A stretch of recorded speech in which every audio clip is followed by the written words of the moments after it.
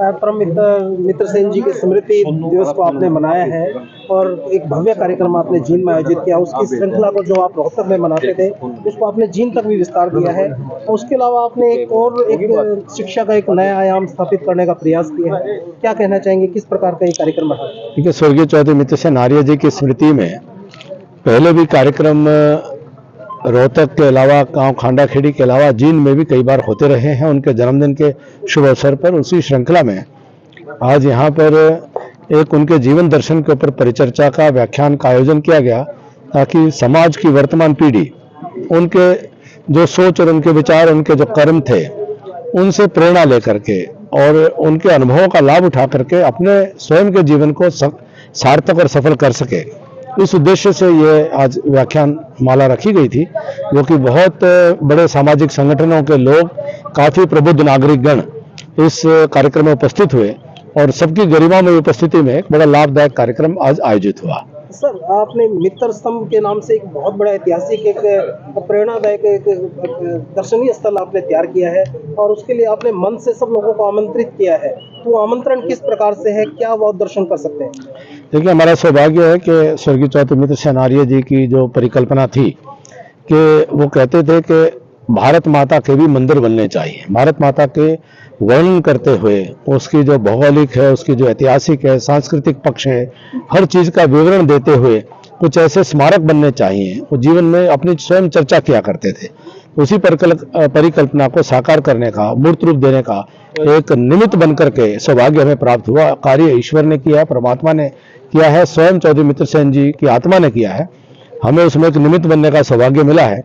और उसमें जैसे उनका जीवन था, वो रोज यज्ञ हवन करते हुए जो अपने नारे बाद में लगाते हैं, वेद की ज्योति जलती रहे, यज्ञशाला है, ओम का झंडा ऊंचा रहे, सबसे बड़ा एक ओम का झंडा उस ऊंची स्तंभ के ऊपर है और हर घंटे वो ओम की ध्वनि से समय बताता है।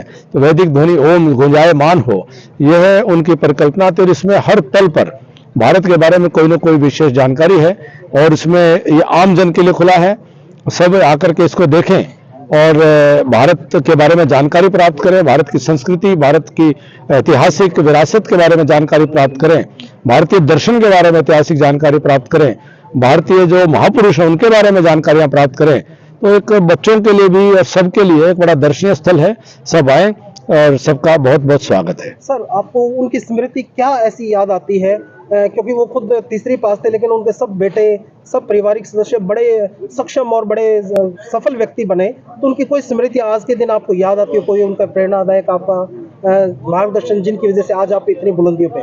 बहुत सारी बातें हैं, सारा दिन ही याद करते हैं उनको। सब कुछ जीवन उनका दिया हुआ है, सारा कुछ जो आज है उनकी कृपा से है, उनके कारण से है। और इतना था कि वो कभी भी किसी से डरते नहीं थे, उनमें हीन भावना नहीं थी।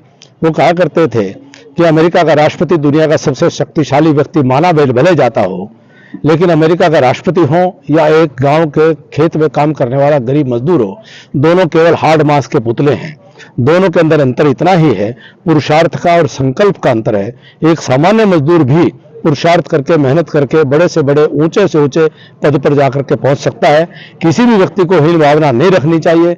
और हमेशा उनका प्रेरणादायी एक स्वर रहता था कि काम करते रहो, आगे बढ़ते रहो, सकारात्मक रहो, आशावान रहो, निराशा को अपने नजदीक मत आने दो, कभी किसी भी ताकतवर अन्यायी से डरो मत और कभी किसी गरीब के ऊपर जुल्म करो मत।